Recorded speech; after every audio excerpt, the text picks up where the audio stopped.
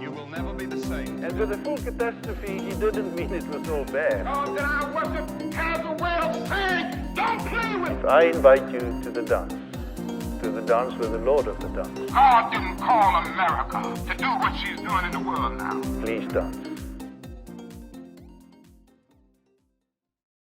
Hey everybody, welcome back to another episode of Untitled. Well, another episode. The end of the episode you probably watched last week, or maybe 5 minutes before now. I don't know how time works for you. I'm not where you are. I don't know about you, but I binge on Bible content on YouTube all the time.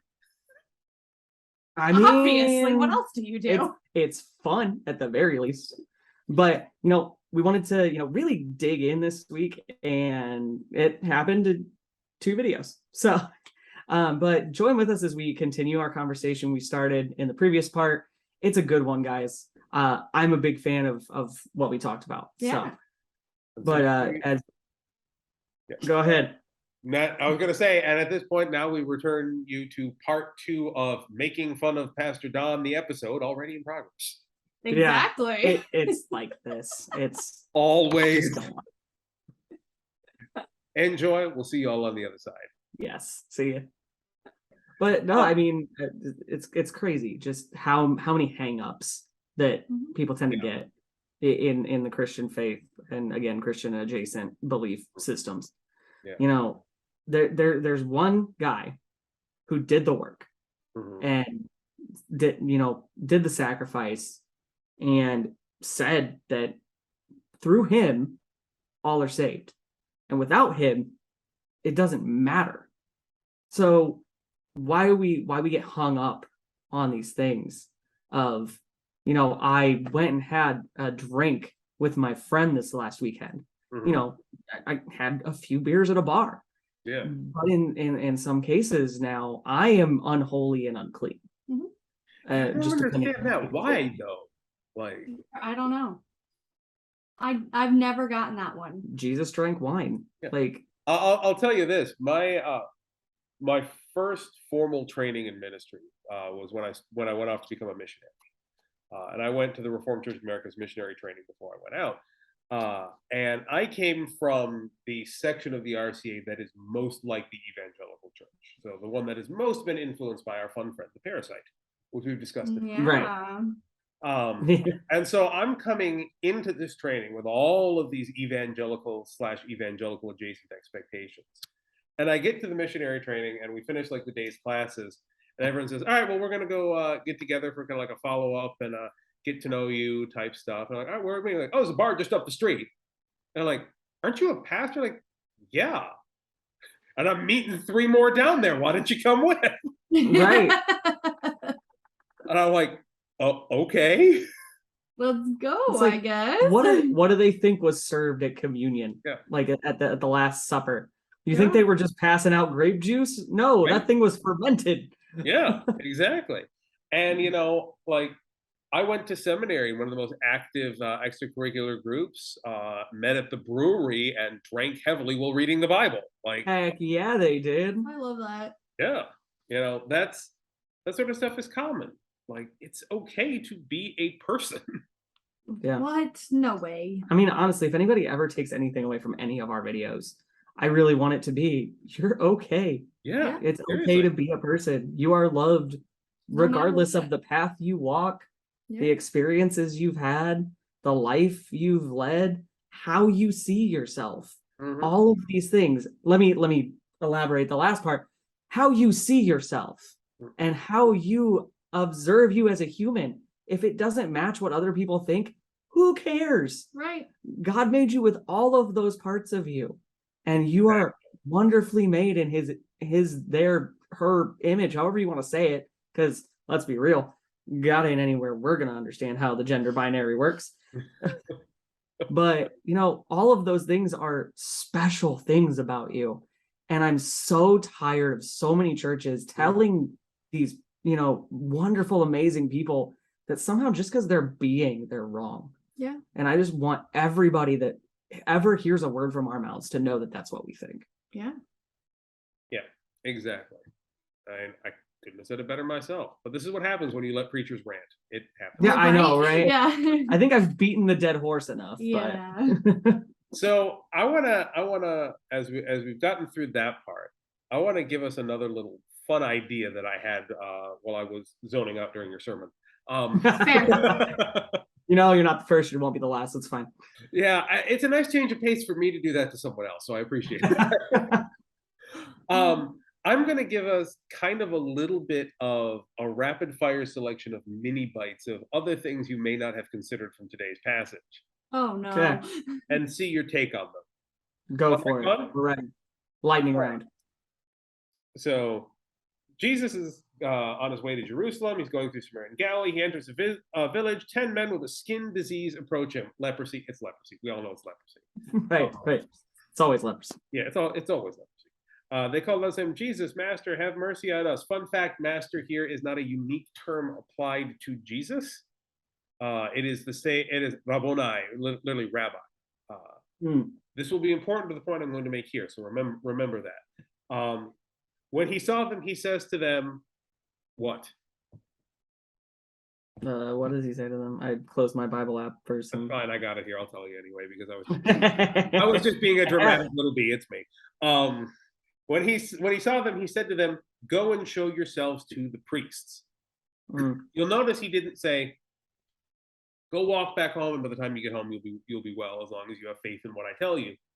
He specifically told them to go and show themselves to the priest. And he did this because when you were healed or thought you were healed of a disease that was rendered you permanently unclean, the only thing you could do in town or with any other human being was to present yourself to the priest for analysis so they could confirm you were therefore unclean. Like, that was Jewish procedure. It was not followed by Samaritans. It was how the Jews handled degenerative illnesses like that. So that was a Jewish practice. Right. So follow these pieces we've had so far.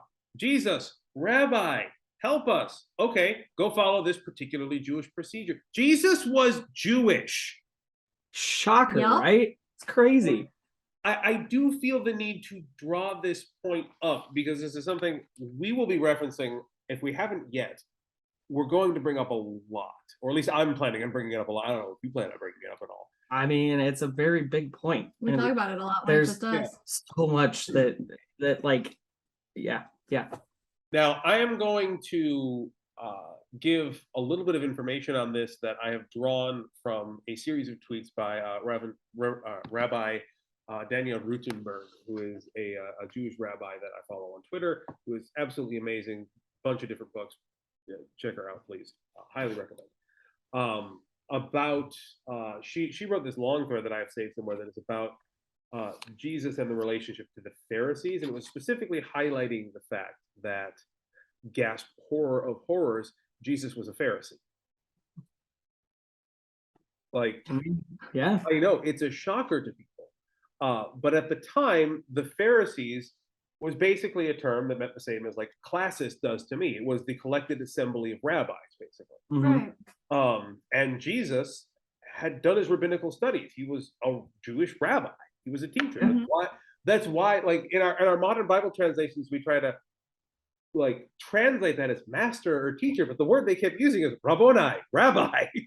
Yeah. You know, he was a rabbi, and in particular, if you track the teachings of Jesus, they track to the Hillel school of rabbinical thought. And there were two schools of rabbinical thought at the time, the Shammai school and the Hillel school.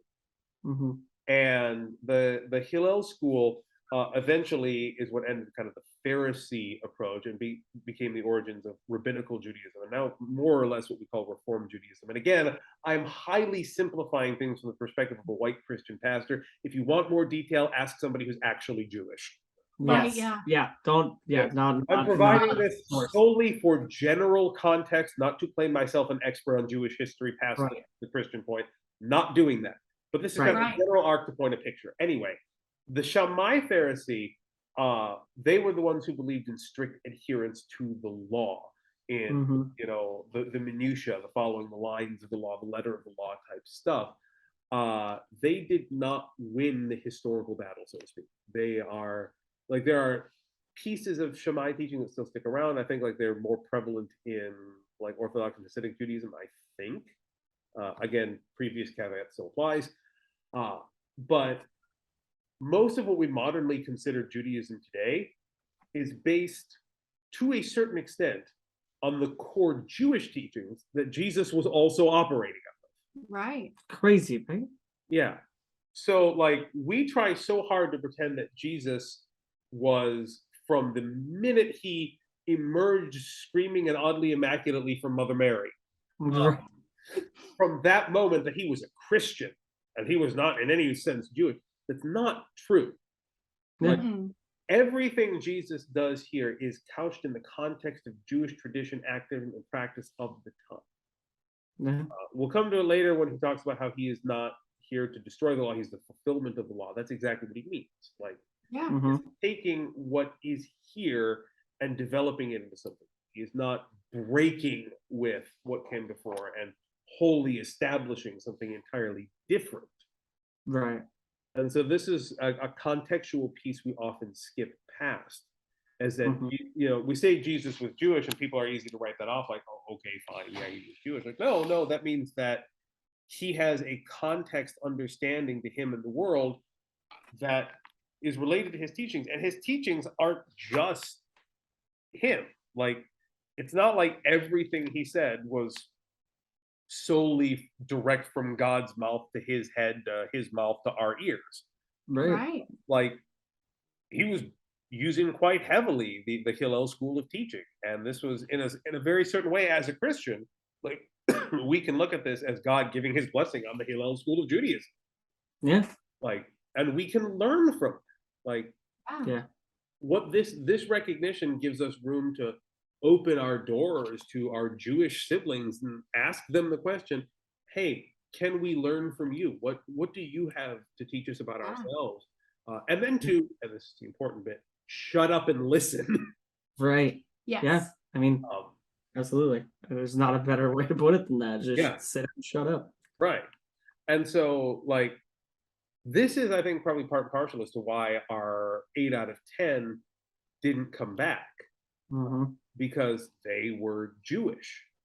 And the Jewish procedure was, you go and present yourself to the priest, they give you the okay, and then the procedure is done.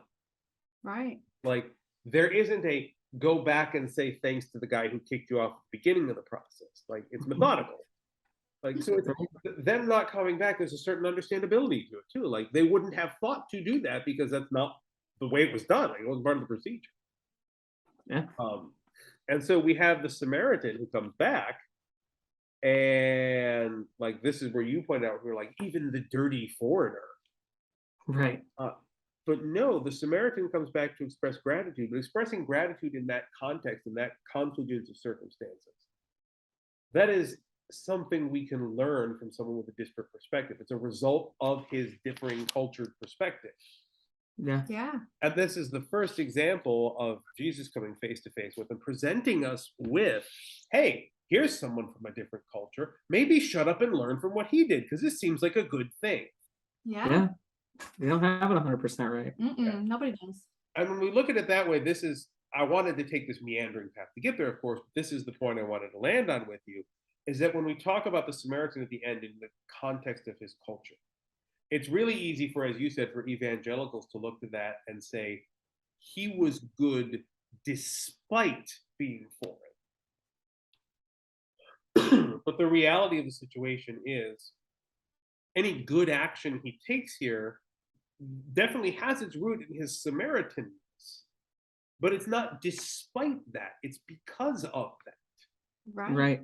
Like, as a Samaritan, he demonstrated a type of holiness that was not endemic to Judaism at the time. And this is God saying, let's open our doors to that. Let's hear that. Let's learn from that. Let us assimilate that and make his biological and theological distinctiveness our own. Yeah. Yes, I'm using a Borg analogy. Yes, I'm still sneaking a Star Trek joke in. It is still me. Yes, always. Yeah, you can't avoid that. Yeah. No.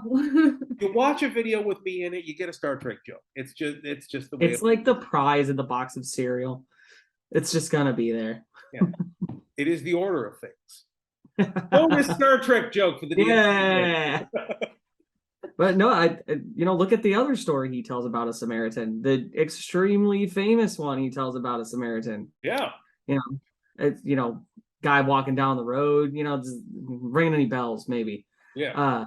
But again, when you look at that story, having, heard you kind of pick that one apart, Mhm. it's the same thing. Yeah. He was good because of His all of the differences, things yeah. that were different about him. He didn't have the Jewish understanding of he's unclean. I'm going to leave him on the side of the road. I'm Right. going to pray for him, I guess. Yeah. But, there's nothing I can do. I'm not supposed to do anything. He's one of those unclean pores. Thoughts and prayers are all I'm allowed to do. Sounds vaguely familiar now. Huh. A little yeah. bit, yes. But I feel like I've yeah, heard that again, before. thus it's I never even thought about the fact that it's basically the same story. Yeah. It's he did it differently, but I'm gonna point this out because this is what we are supposed to be doing in the spirit of the law, Right. not in part and parcel and picking apart each word of these specific words are what's said. So this is the only way we can take it. And as you highlight the Good Samaritan passage again, this is one of several passages where Jesus is highlighting that goodness is not endemic to our faith. Mm-hmm. Yeah. That, God is the source of all things good, not Judaism in his case, not Christianity in ours. Like, Mhm. God is the source of all things good, which means that you are going to see goodness in places that aren't Christianity. This is, I know from talking to you and many others, one of the great evangelical myths is that anything that doesn't come from within the faith is not good. Correct. Yeah, can't be good unless it's Christian good. Mhm. Yeah, which is the origin of all terrible Christian music. Yeah. That's why we don't listen to bands that are actually good. It's a fair point. It's like, and then again, here am I, like, when I grew up in church, I was doing things like playing music out the Final Fantasy sheet book. I was pulling stuff from Trigun. I did pull a little Owen in from time to time, Yeah, we played. You got to do We it. played the intro to Trigun in my high school band. That was fun. One of my favorites, I will always tell the story because I love it. My the accompanist in our church growing up was one of those, bar trained, really down to earth, like absolutely one of the best pianists I've ever worked with. Great guy, salt of the earth, but he was definitely a old school jazz bar musician. Yeah. Which meant that he was game for anything.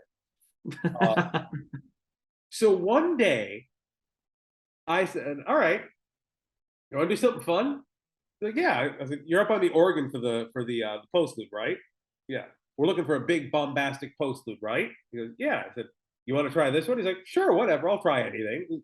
Killer sight reader, guy could do anything on sight. So I handed him organ sheet music for The Castle from Final Fantasy VIII. That's amazing. And he rocked it.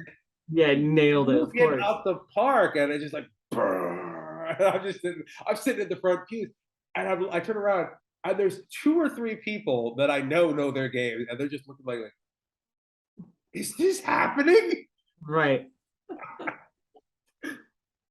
That's amazing. That is great. That's something I wish I would have come up with. Yeah. Mhm. Final Fantasy jokes to indicate there is goodness outside the church, and it is nothing wrong in embracing that and learning this. Correct. And this is the source, by the way, for anyone who's wondering, of why we as Christians feel totally comfortable embracing all of our siblings in the LGBTQIA community, is because that is a big ass source of goodness that has not been within us for a long time and ought to have been. Yeah. Agree. I mean, walking into a Pride festival just to kind of, encapsulate your That's statement. more like church than church for a lot of folks. Heck yeah. Like just the feel of everybody just supporting each other. And being excited for everybody. Isn't this, what Christ called us to do? Isn't it just, be with each other and be good to one another? And we make new friends every year at Pride. yeah, we I'll tell you that story off camera. It's way too long for the recording. But yeah, no, we make friends every Pride. Like it just happens. And this is a thing that is worth noting. We as Christians do not need to put ourselves forward as the source of all goodness is within us, within our church. Come here to receive it.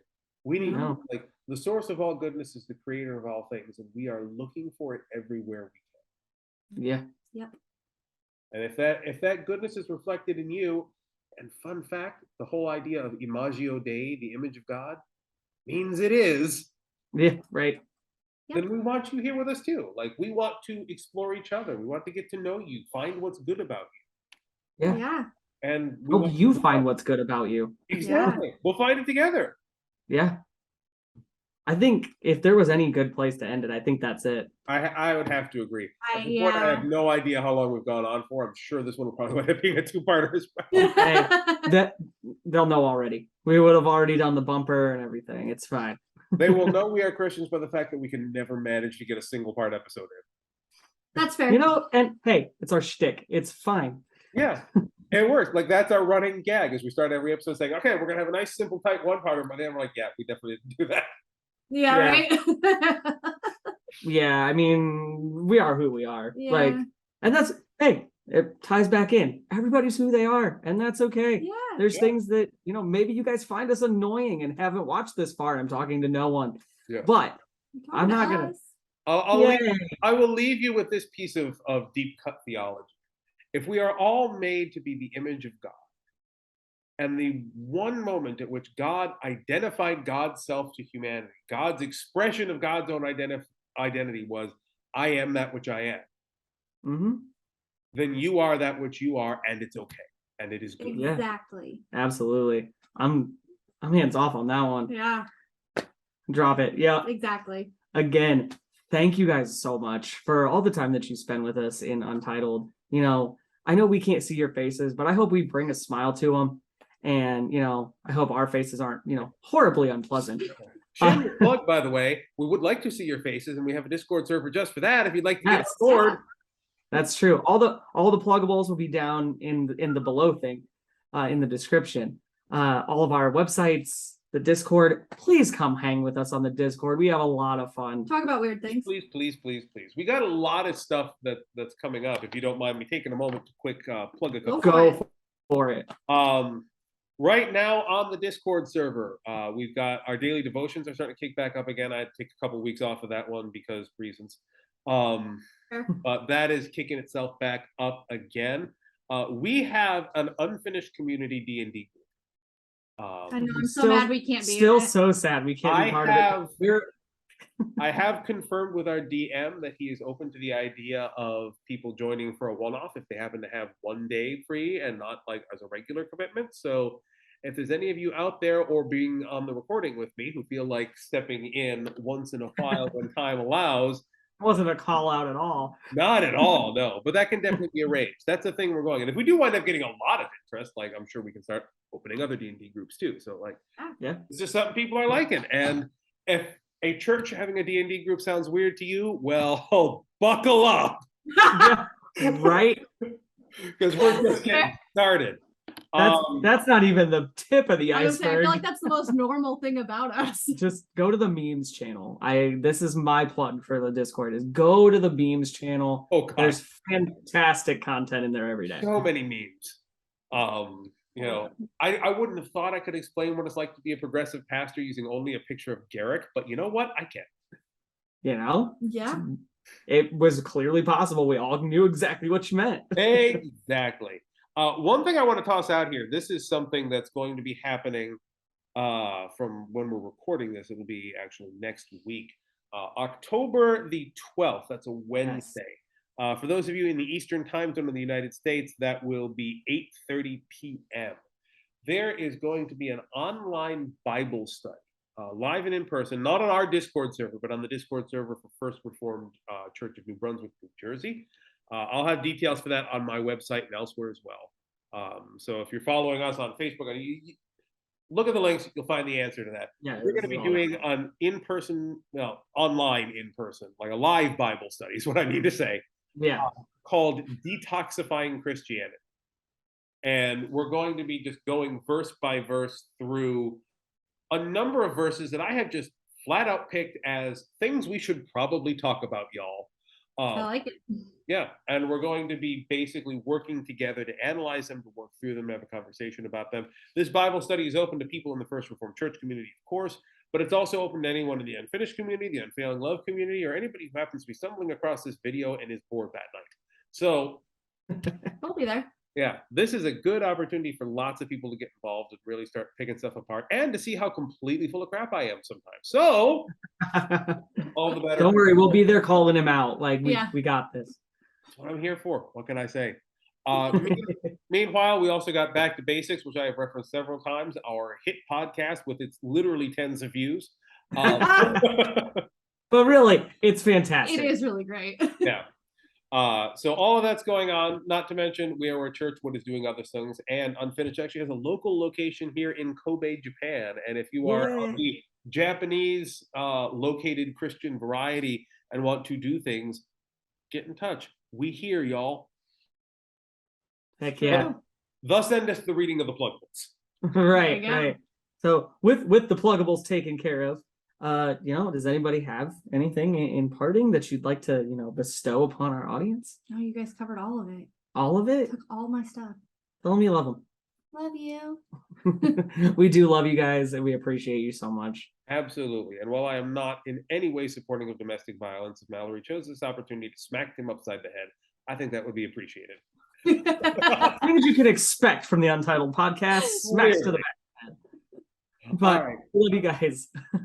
We love you all. Have a great week, and we will see you in the next episode. See ya. Okay.